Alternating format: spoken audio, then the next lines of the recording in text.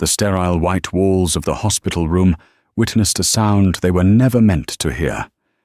It wasn't the gentle beep of a heart monitor or the hushed tones of a doctor, but the sharp, ugly crack of a hand striking flesh. Julian Croft, a man whose smile graced magazine covers, had just slapped his pregnant wife, Mina, as she lay in a hospital bed, her body fighting to protect their unborn child. And in the doorway, his mistress, Isabella, let out a soft, cruel laugh. They thought Mina was nothing, a quiet, penniless artist. They had no idea they had just declared war on a titan, a silent force who was about to teach them the true meaning of ruin. The penthouse apartment on Park Avenue was less a home and more a museum of Julian Croft's success. Floor-to-ceiling windows offered a god's-eye view of Manhattan, a city Julian believed he was on the verge of conquering. Every surface was cold, polished marble or gleaming chrome, reflecting the curated image of a man who had everything. Julian, the 35-year-old founder of Croft Innovations, was the tech world's golden boy, a self-made millionaire with a talent for disruptive software and an even greater talent for self-promotion. His wife, Mina Vance, was often described in society columns as his ethereal counterpart. Where Julian was sharp angles and booming confidence, Mina was gentle curves and quiet contemplation. An artist who specialized in restoring antique books, she found beauty in the delicate, forgotten things of the world. They had met at a gallery opening 2 years prior. He was a whirlwind of charisma, sweeping her off her feet with grand gestures and promises of a life she'd only read about in fairy tales. She, an orphan who had known a quiet, modest life, fell for the dream he sold. But the gilding on their cage had begun to flake away. The grand gestures became tools of control. The lavish gifts felt like payments for her silence when he missed another dinner for a last-minute business trip. His compliments were always public, designed for an audience, while his private words were often edged with criticism. He'd critique the way she dressed, her lack of ambition, her quiet friendships, which he deemed unsophisticated. "Mina, darling, you're an artist, I get it," he'd said one evening, gesturing dismissively at her simple linen dress. "But you're also Mrs. Julian Croft now. You represent me. Think sharper, more powerful. Now 7 months pregnant." Mina felt more like a possession than a partner. The pregnancy had been difficult, labeled high risk from the beginning. Her doctors had ordered modified bed rest, a command that infuriated Julian. An invalid wife did not fit the image of a power couple. He wanted her on his arm at galas, smiling serenely, the perfect vessel for the Croft heir. Instead, she was pale and perpetually tired, a constant fragile reminder of inconvenient reality. The baby, a boy they had decided to name Leo, was her entire world. She would lie for hours in their sterile, sun-drenched bedroom, one hand resting on her swollen belly, feeling his gentle kicks. He was her secret, her hope. He was the reason she tolerated Julian's increasingly frequent absences and his cold, dismissive tone. One Tuesday afternoon, a sharp, terrifying pain radiated through her lower back. It seized her breath, and panic, cold and sharp, flooded her veins. She called Julian's cell phone. It went straight to voicemail. "Julian Croft's office. This is Amelia," his assistant's crisp voice answered on his office line. "Amelia, it's Mina. I need to speak with Julian. It's an emergency." There was a hesitant pause. "I'm sorry, Mrs. Croft, but he's in a critical meeting with the board from Sterling Data. He left explicit instructions not to be disturbed. Amelia, please." Mina gasped, another wave of pain cresting. I think something's wrong with the baby. I need to go to the hospital." The assistant's tone shifted from professional to alarmed. "Of course, Mrs. Croft. I'll send the driver immediately. I'll try to get a message to Mr. Croft." The ride to Lenox Hill Hospital was a blur of traffic and terror. Mina clutched her belly, whispering pleas to her unborn son. "Stay strong, Leo. Please, stay strong." She was admitted, immediately hooked up to a myriad of machines that beeped and whirred, each sound a new note in her symphony of fear. The diagnosis was a potential placental abruption, a serious condition that threatened both her and the baby. The doctors needed to monitor her closely. The next 24 hours were critical. Hours bled into one another. Nurses came and went, their faces a mixture of professional calm and pity. Mina sent a dozen texts to Julian. "At the hospital. It's serious. Please come." They all remained unread. Amelia called once to say Julian had finished his meeting and was now at a celebratory dinner with the sterling data executives. She had passed on the message. As dusk settled over the city, casting long shadows across her sterile room, Mina felt an ache that had nothing to do with her physical condition. It was a profound, soul-crushing loneliness. She was in a gilded cage, and she had just realized the door had been locked for a very long time. It wasn't until nearly 11 p.m. that Julian finally arrived. He didn't rush in, frantic with worry. He sauntered in, still dressed in his immaculate Tom Ford suit, a faint scent of expensive scotch, and another woman's perfume clinging to him. He loosened his tie, his expression a mask of performative concern that didn't quite reach his eyes. "Darling," he began, his voice a low theatrical murmur. "Amelia told me you had a bit of a scare. The doctors say you're stable. Always so dramatic, my Mina." Mina stared at him from the propped-up hospital bed, the web of IV lines in her arm, a testament to her very real terror.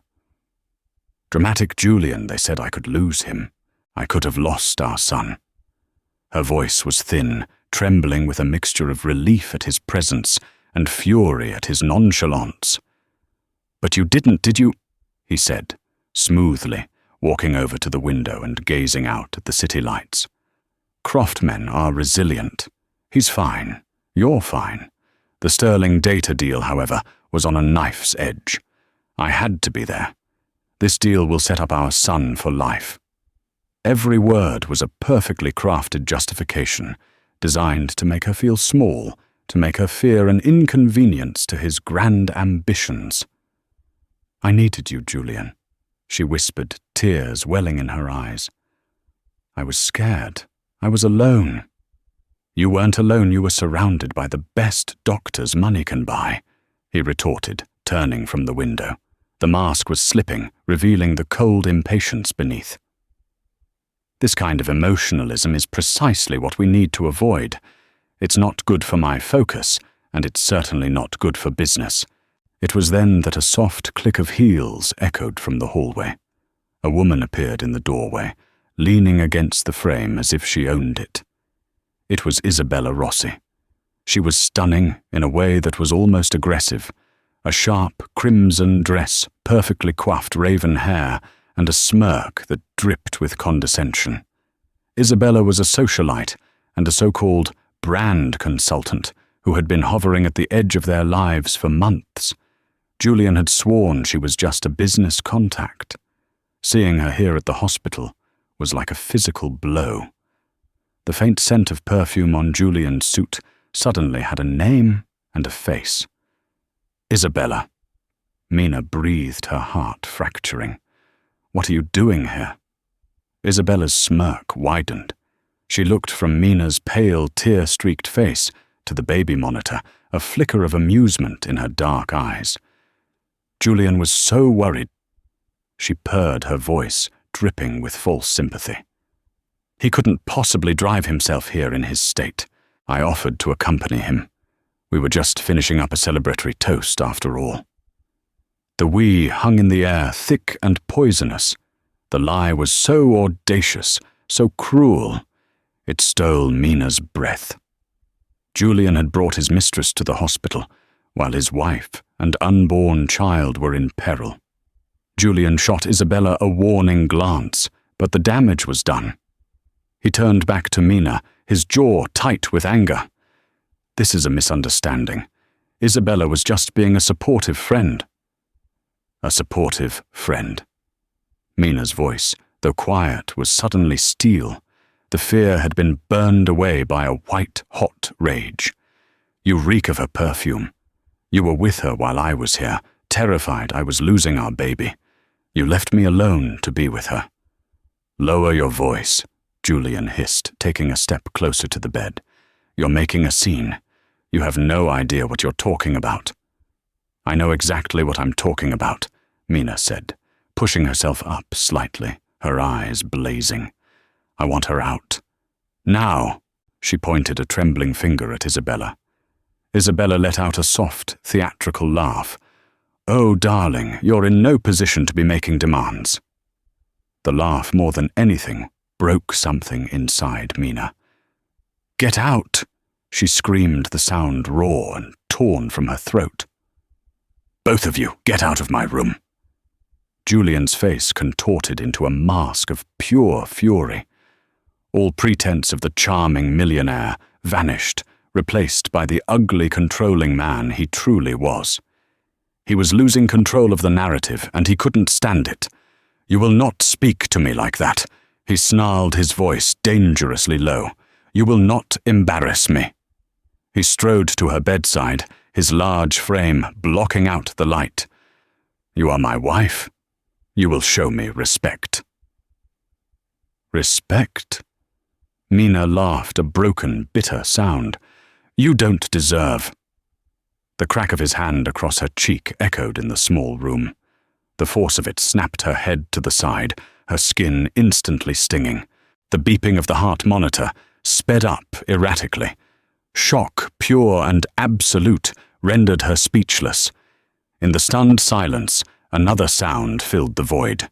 It was Isabella still leaning in the doorway, covering her mouth with a manicured hand, as a genuine, delighted laugh escaped her lips. The sound was pure poison, a celebration of Mina's ultimate humiliation. The slap was a crime. The laugh was a declaration of war. And in that moment, as the sting on her cheek bloomed and her heart shattered, Mina Vance made a decision. The quiet, gentle book restorer was gone, and the woman who would take her place was about to make a phone call that would bring Julian Croft's entire world crashing down. The silence after Julian and Isabella left was heavier than any sound. It was filled with the hum of medical equipment and the ghost of Isabella's cruel laughter. A nurse, a kind-faced woman in her 50s named Clara, rushed in, her eyes wide with alarm at the frantic beeping of the monitors. She took one look at the red mark blooming on Mina's cheek, and her expression hardened from concern to a quiet, protective anger. Mrs. Croft. Mina, what happened? Clara asked, her voice gentle, as she checked the readouts and adjusted the IV drip. Mina couldn't speak. She just shook her head, a single hot tear tracing a path down her unmarked cheek. The pain of the slap was nothing compared to the searing agony of the betrayal. It was an absolute devastation, a demolition of the last vestiges of hope she'd had for her marriage. Clara placed a warm hand on her shoulder. He has no right, she said, her voice firm. No man has that right. Do you want me to call security? The police?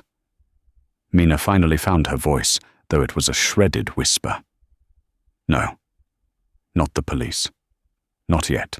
Involving the police would create a scandal, and Julian would twist it to paint her as hysterical unstable. He was a master of public perception. She needed something more powerful than the police. She needed a force of nature. Is there anyone you can call? Clara pressed gently. Family or friend. You shouldn't be alone right now. Family. The word felt foreign. She was for all intents and purposes an orphan. Her mother had passed away when she was a teenager, and her father was a world away. Not geographically, but emotionally. They hadn't spoken in nearly 3 years, not since the day she announced her engagement to Julian Croft. Arthur Vance was not a man who appeared in the society pages. He didn't build gleaming tech towers. He built empires in the shadows. He was the CEO and sole owner of Vance Holdings, a global logistics and private equity firm, so vast and influential that its name was only ever spoken in the hushed, reverent tones of boardrooms and financial districts. He was a titan of old money, a king in a kingdom of quiet, unshakable power. And he had hated Julian on sight. He's a peacock, Mina Arthur had told her, his voice calm but unyielding in his sprawling, book-lined study. All flash, no foundation. A man who needs the world to know he's rich has no real wealth. His character is a house of cards. Mina, blinded by love and a desire to build a life outside of her father's formidable shadow, had accused him of being a snob. She had defended Julian fiercely, choosing her fiancé over her father. The rift had been quiet, but absolute. When his true colors show, Arthur had said, as his final words on the matter, "You know my number. I will always be your father." Now his words echoed in her mind, a painful premonition that had become her reality. Julian's true colors weren't just showing, they were splattered across her face. "Clara," Mina said, her resolve hardening, "could you bring me my purse? I need to make a call." With trembling fingers she retrieved her phone. She scrolled past Julian's name, past the few friends she was allowed, until she found an entry she hadn't touched in years. Dad. Her thumb hovered over the call button. This was more than just a call for help. It was an admission of defeat, a confession that her father had been right all along. It was swallowing years of pride. She pressed the button. It rang once, twice. She almost hung up her pride, warring with her desperation. Then a deep, calm voice answered. "Mina." There was no surprise, no anger. "No, I told you so" in his tone. Just her name spoken with a quiet weight that broke through her carefully constructed dam of composure. A sob escaped her lips, raw and ragged. "Dad!" She choked out the word, feeling both strange and like coming home. I need you." On the other end of the line there was a pause, but it wasn't a hesitation. It was the silence of a great machine coming to life. "Where are you?" Arthur Vance asked. His voice was devoid of emotion, but beneath it lay a current of controlled fury, an iceberg of rage moving silently beneath a calm surface. "Lenox Hill Hospital," she whispered, giving him the room number. Something happened. With Julian. "I know," he said, and the two words sent a chill down her spine. Of course he knew. Arthur Vance made it his business to know everything that concerned him. He had likely been keeping silent tabs on her all along. "Don't speak to him again. Don't answer his calls. A security team will be outside your door in 10 minutes. I will be there in 20. We are going to fix this." He didn't ask what happened. He didn't need the details of the battle. He just needed to know that war had been declared. He hung up and Mina let the phone fall onto the blanket. Clara looked at her, a question in her eyes. "My father is coming," Mina said, and for the first time in hours she felt a sliver of something other than fear. It was a terrifying, absolute certainty. The peacock had just slapped a lion's cub, and the king of the jungle was coming to collect his due. Arthur Vance's office took up the entire top floor of a nondescript granite skyscraper in the financial district. There was no sign outside, no grand logo. Power like his didn't need to advertise. Inside the space was muted and masculine, dark mahogany, worn leather chairs and shelves filled not with awards, but with first edition books on history and philosophy. The only sign of opulence was a breathtaking view of the New York harbor, the Statue of Liberty, a tiny green sentinel in the distance. At 65, Arthur was a formidable presence. Tall and broad-shouldered, with a full head of silver hair and eyes the color of storm clouds, he moved with the deliberate, unhurried pace of a man who has never had to run for anything in his life. The world waited for him. He was in a meeting with his chief counsel, a sharp 60-year-old man named Marcus Davenport, discussing the acquisition of a shipping fleet in Singapore when his private line rang. It was the only phone in the building he answered himself. Marcus watched as his boss's granite expression remained unchanged, but a cold, dangerous light entered his eyes as he listened. He ended the call with the words, "We are going to fix this." He placed the receiver back in its cradle with surgical precision. The silence that followed was electric. Marcus Arthur said, his voice deceptively soft. "Cancel the Singapore acquisition. Postpone it indefinitely. Something more important has come up." Marcus Davenport had worked for Arthur Vance for 40 years.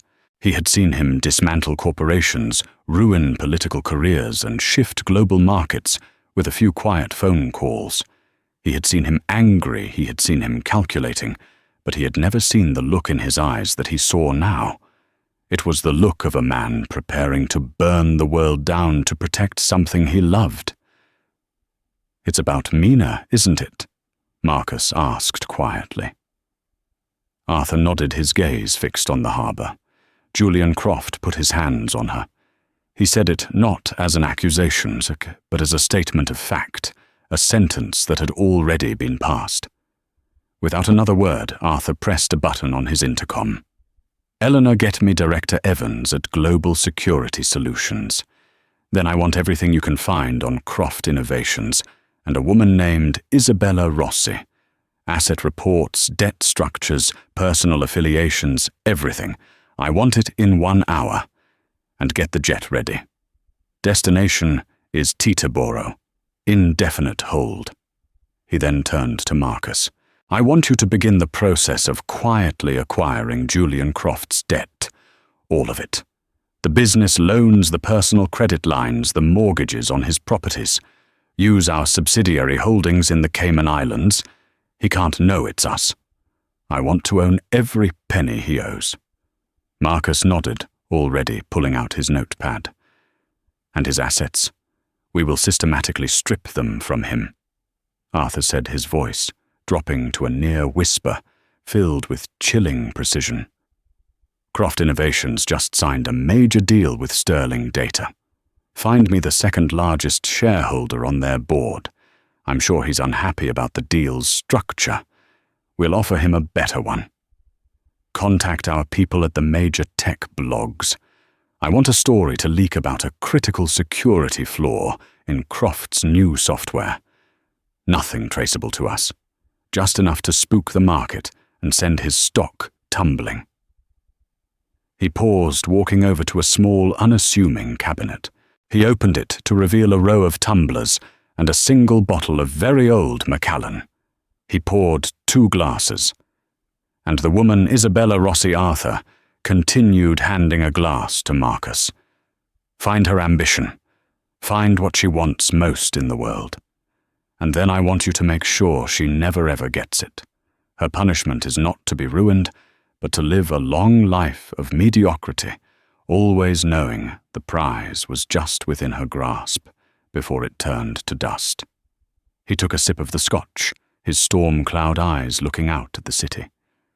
Julian Croft built his little empire on an image of success. He thinks he's a player in this city. We are about to show him that he is nothing but a guest, and his invitation has just been revoked. Marcus took a slow sip, the gravity of the command settling in. This wasn't just business, this was extermination, a methodical, legal, and utterly devastating demolition of a man's life. Arthur Marcus said, his voice low.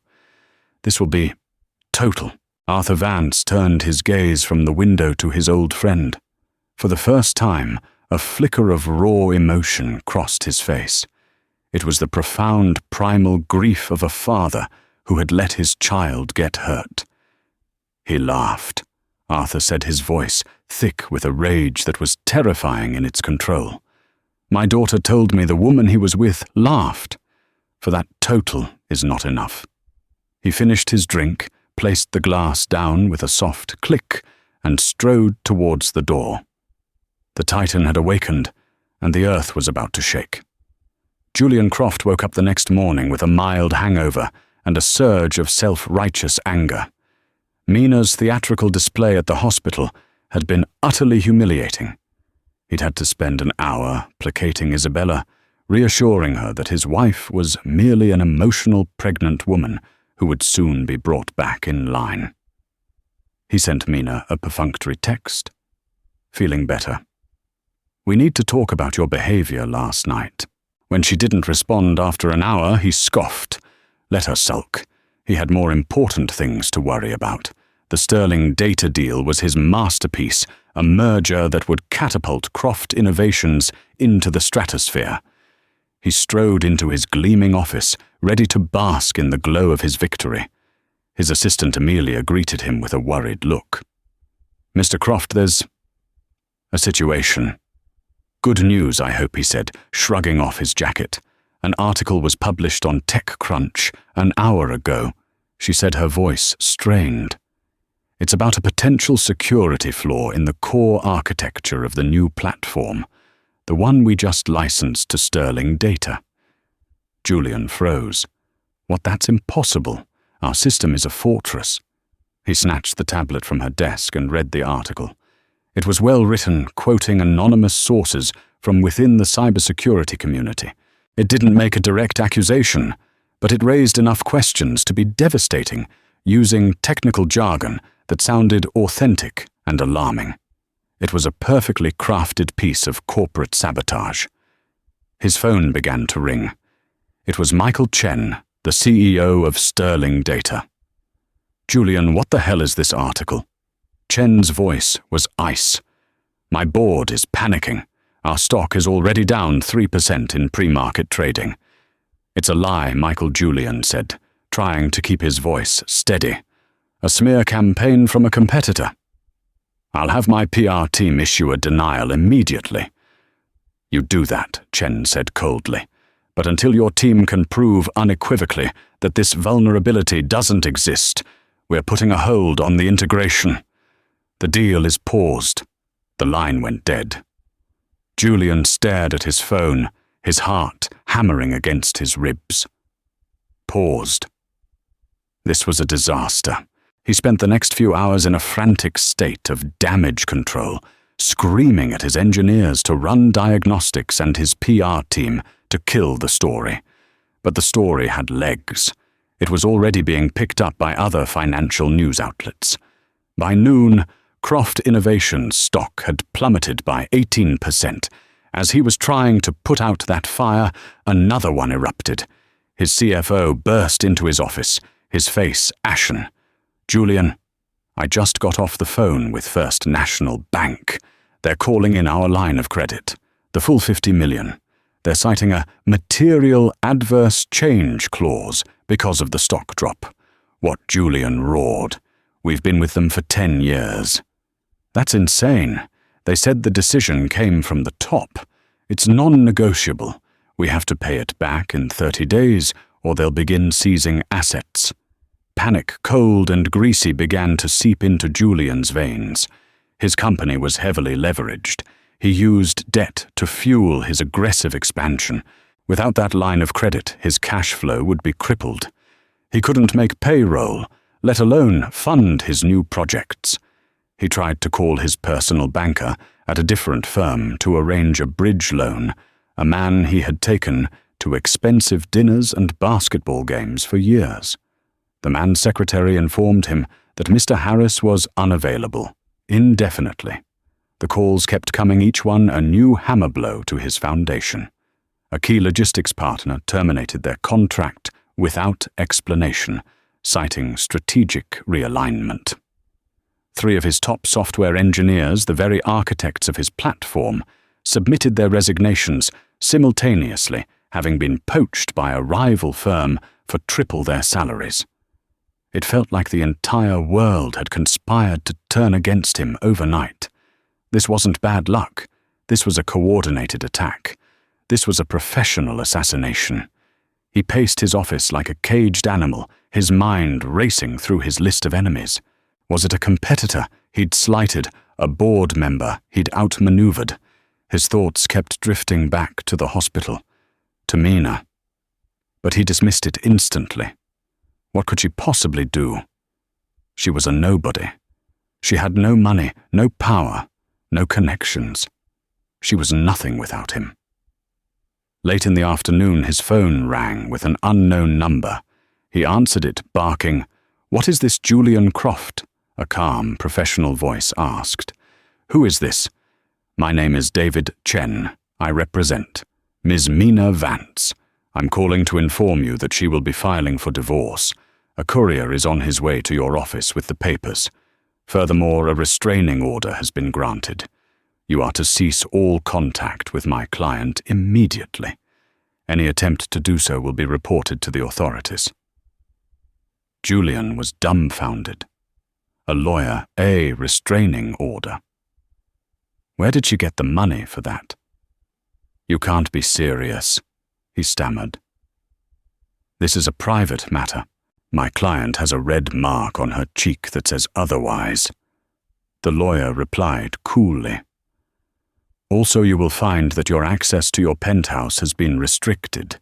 The doorman has been instructed not to allow you entry. Ms. Vance will be retrieving her personal belongings. Any other assets will be divided in the divorce proceedings." He was locked out of his own home. He was being divorced by the woman he thought he controlled completely. As the lawyer's words echoed in his ears, a chilling realization began to dawn. The chaos consuming his business, the walls closing in from every direction. It all started after that night at the hospital. It couldn't be a coincidence. But how? How could a woman who spent her days mending old books possibly orchestrate something of this magnitude?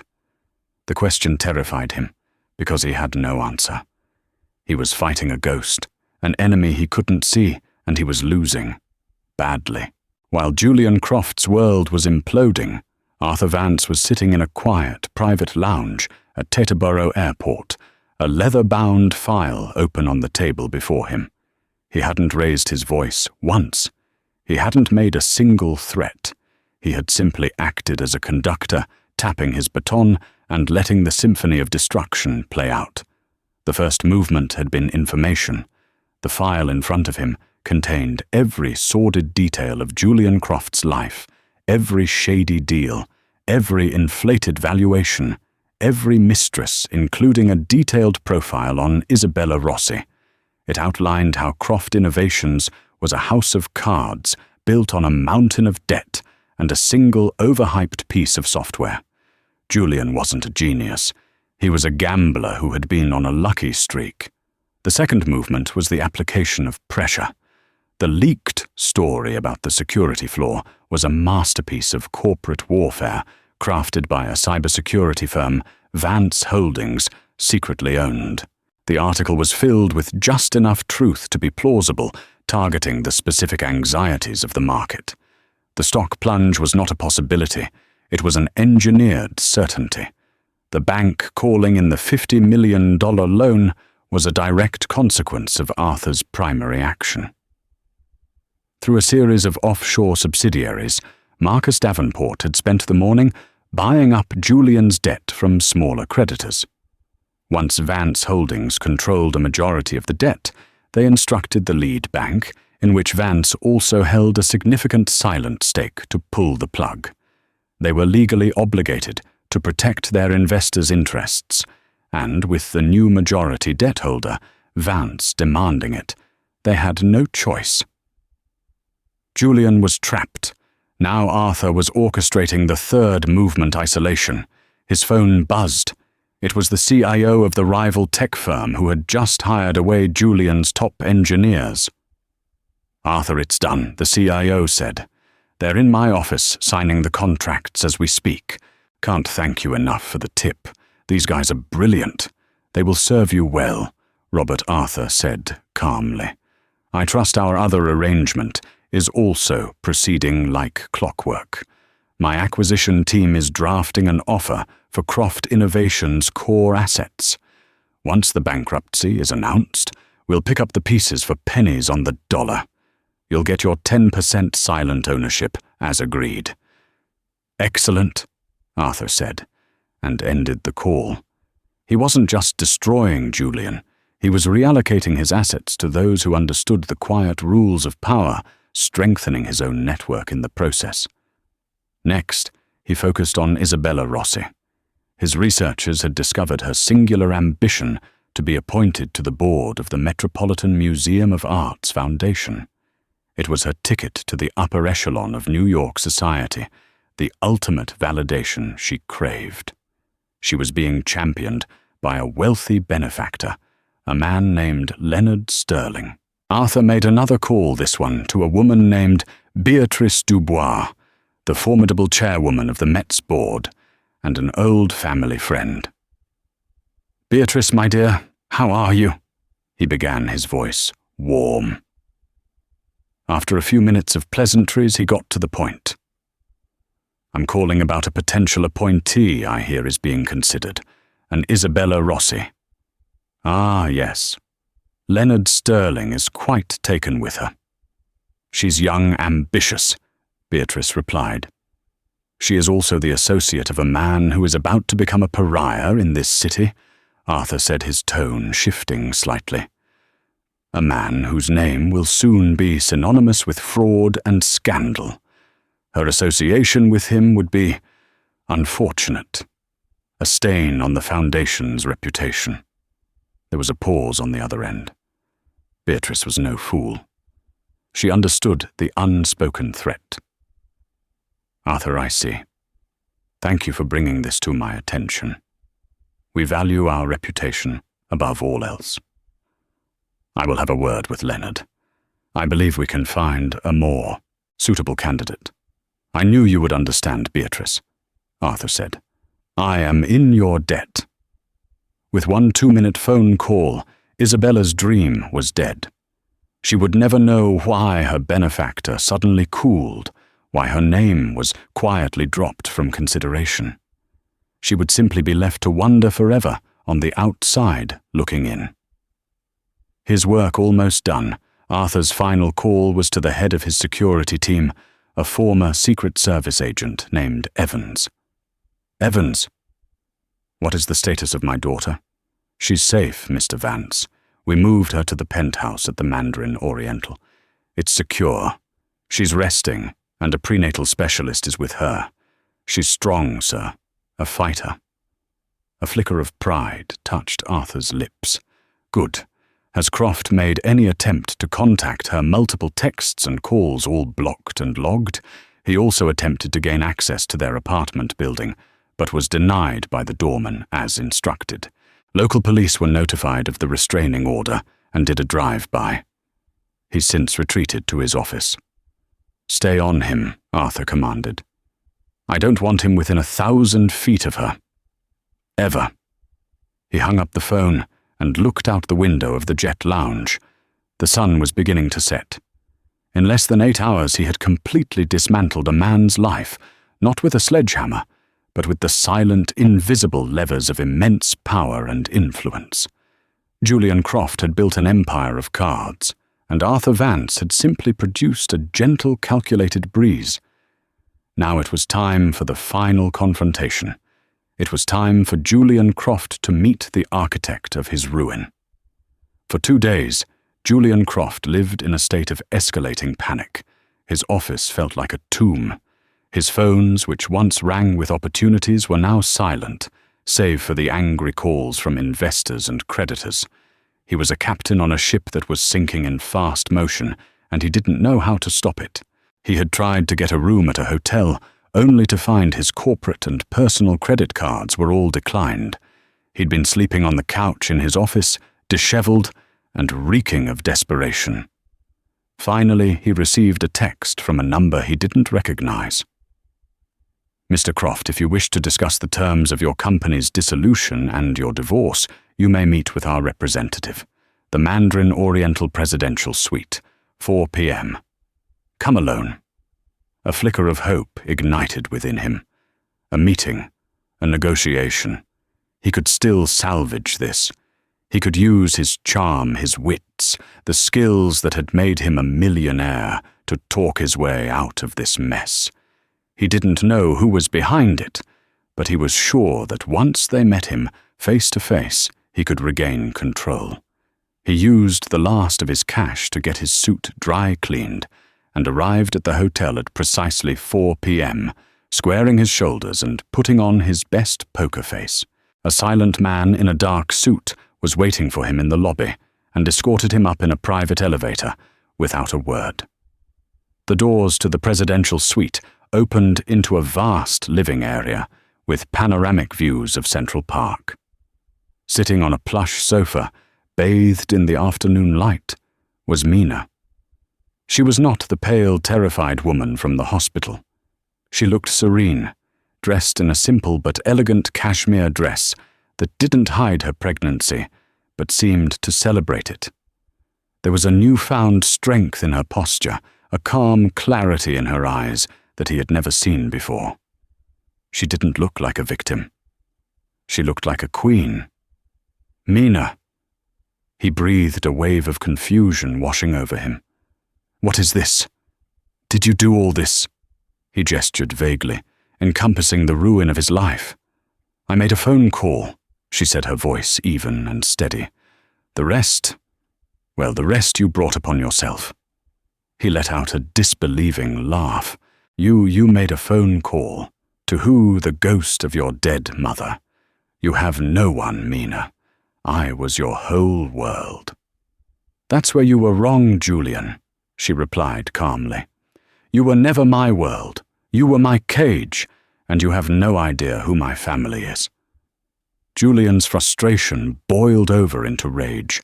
"I'm going to destroy you for this, when I get back on my feet." "You're not getting back on your feet," a deep voice said from the doorway.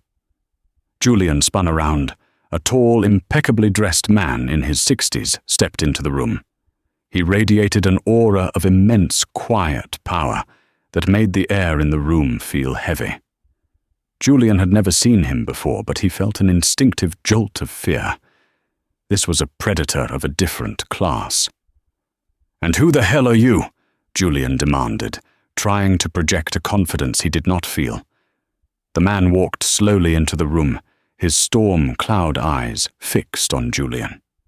He stopped beside Mina's sofa and placed a gentle hand on her shoulder. She leaned into his touch, a small, trusting gesture that spoke volumes. "My name is Arthur Vance," the man said, his voice a low rumble. "Mina is my daughter, and you, Mr. Croft, are a man who made 2 fatal errors." The name hit Julian like a physical blow. Arthur Vance. Vance Holdings. He wasn't just a player in the world of finance, he was the man who owned the entire game board. Julian felt the blood drain from his face. The house of cards wasn't just collapsing, it had been built on top of a volcano that had just erupted. "Your first error," Arthur continued, his voice chillingly calm, "was building an empire on debt and ego. It was fragile and it was easy to dismantle. Your second and far more critical error." He looked down at Mina, his expression softening for a fraction of a second, before his eyes now, like chips of ice, returned to Julian. "Was that you touched my daughter." Julian stammered, his arrogance completely stripped away, leaving only raw, pathetic fear. It was a mistake, a misunderstanding." "There is no misunderstanding," Arthur said, taking a step closer. Julian instinctively took a step back. "You committed an act of violence against a pregnant woman in a hospital. My daughter, my grandchild. Then you allowed your whore to laugh about it." Every word was a nail in Julian's coffin. "I have acquired every dollar of your debt. Arthur stated, as if discussing the weather. "I have dismantled your company and sold its assets to your rivals. The IRS is currently opening an audit into your personal and corporate taxes based on a credible tip regarding fraudulent expense reporting. The SEC will soon be investigating you for misleading your investors. The penthouse you slept in, the car you drove, the watch on your wrist, they all belong to me now." He paused, letting the totality of the ruin sink in. "You came into my daughter's life with nothing," Arthur said, his voice dropping to a whisper that was more terrifying than any shout. "And you will leave it with less than nothing. You will be a cautionary tale told in boardrooms for the next decade. You are finished." Julian Croft, the golden boy the tech titan, finally broke. He sank to his knees, his body trembling. The fight was gone. There was nothing left but the horrifying, absolute understanding of his own annihilation. He looked from the implacable face of Arthur Vance to the serene, resolute face of his wife, and he finally understood. He hadn't just slapped a woman. He had slapped the most precious thing in the world to a king. The aftermath of Julian Croft's spectacular fall was not a single explosion, but a series of quiet, final implosions. The media, which had once fawned over him, turned with predatory glee. They juxtaposed old photos of him, stepping out of sports cars, with recent grainy shots of him, looking haggard and lost his expensive suits, wrinkled from being slept in on an office couch. His name became a verb in financial circles. To be crofted meant to suffer a complete and total annihilation, born of one's own hubris. The legal proceedings were swift and brutal. Faced with an avalanche of evidence meticulously compiled by Arthur's legal team and handed to federal prosecutors on a silver platter, Julian had no fight left in him. In the stark, impersonal courtroom, stripped of his charm and charisma, he was just a small, defeated man. He pleaded guilty to multiple counts of wire fraud and securities. Fraud, his voice, a barely audible mumble. The judge, an impassive woman who had seen countless men like him, sentenced him to 10 years in a federal prison, a final, unceremonious end to the myth of Julian Croft. Isabella Ross's fate was a more exquisite, carefully crafted punishment. Her name was never mentioned in the legal proceedings. Her assets were never seized. Instead, she was rendered invisible. The final crushing blow came during the annual Winter Gala at the Museum of Modern Art, the pinnacle of the New York social season. Dressed in a stunning, attention-grabbing gown, she approached the entrance, only to be stopped by a polite but unyielding woman with a clipboard. "I'm sorry, Ms. Rossi, I don't seem to have your name on the list." Isabella flustered, insisted there was a mistake, dropping Leonard Sterling's name as she always had. The woman offered a thin, pitying smile. "Mr. Sterling's party is already complete. I'm afraid there is no room." The rejection in full view of the very people she sought to impress was a public execution of her social life.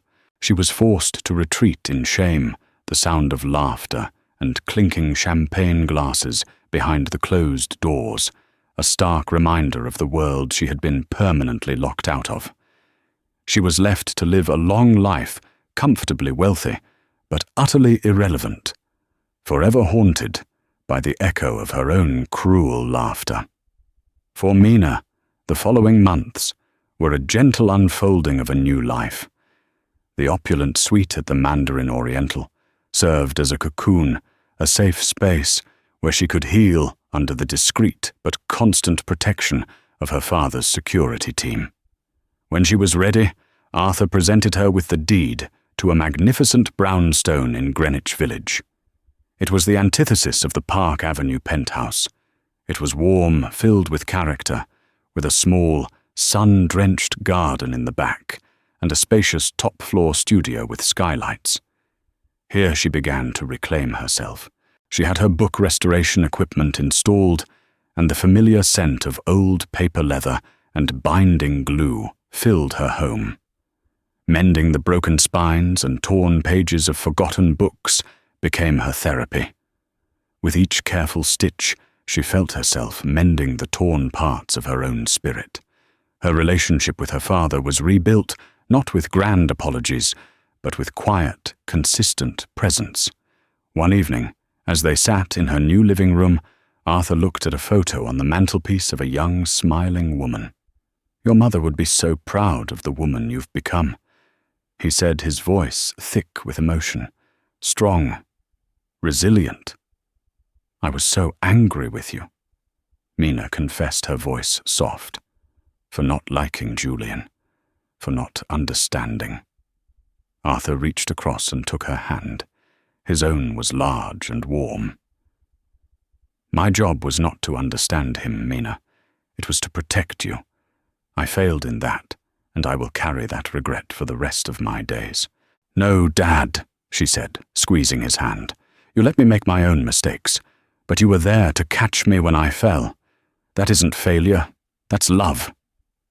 In that moment, the last wall between them crumbled, the years of distance erased by a shared, hard-won truth. 2 months later, Mina gave birth to a healthy, beautiful baby boy. She named him Leo Arthur Vance. The birth took place in a calm, private suite filled with soft light and the gentle hum of a city alive with possibility. When Arthur held his grandson for the first time, this titan of industry, this man who could move markets and topple empires, was completely undone. He looked down at the tiny, perfect child swaddled in his arms, and a single tear traced a path down his weathered cheek. This was the future. This was the legacy. This was what he had fought for. One sunny afternoon, a few weeks later, Mina stood by the large bay window in her studio, watching the golden leaves drift down into her garden. Leo was sleeping peacefully in a nearby bassinet, his tiny chest rising and falling in a steady rhythm. The air smelled of her work of old paper and lemon oil, and for the first time in years, she felt completely at peace. Arthur came to stand beside her, placing a heavy, comforting arm around her shoulders. "He looks like you," Arthur said, his voice a low, contented rumble. "He has your stubborn chin," Mina replied with a smile, leaning her head against his shoulder. The weight of his presence was no longer a shadow to escape, but a fortress she was grateful for. "Thank you, Dad, for everything." Arthur's gaze moved from his sleeping grandson to his daughter's strong, serene profile. "I would burn the world for you, Mina." He said the words a simple, profound statement of fact. I nearly did. Mina looked from her son to her father, and then out at the endless expanse of the city, which no longer felt intimidating, but full of promise. The gilded cage was a distant, painful memory. She was no longer a possession or a victim. She was a mother, a daughter, an artist, and a survivor. Her life was her own canvas. Her story was her own to write. And a new dawn was breaking, painted in the brilliant, hopeful colors of a future she would build herself, book by book, day by day. And so Mina's story closes, not with the roar of revenge, but with the quiet, unshakable strength of a new beginning. It's a powerful reminder that sometimes the most devastating storms are the ones that clear the path for a brighter future. Julian and Isabella learned the hard way that true power isn't about money or fame. It's about the unbreakable bonds of family and the quiet dignity of a person who refuses to be broken. They underestimated the woman they sought to humiliate, never realizing she was the daughter of a king.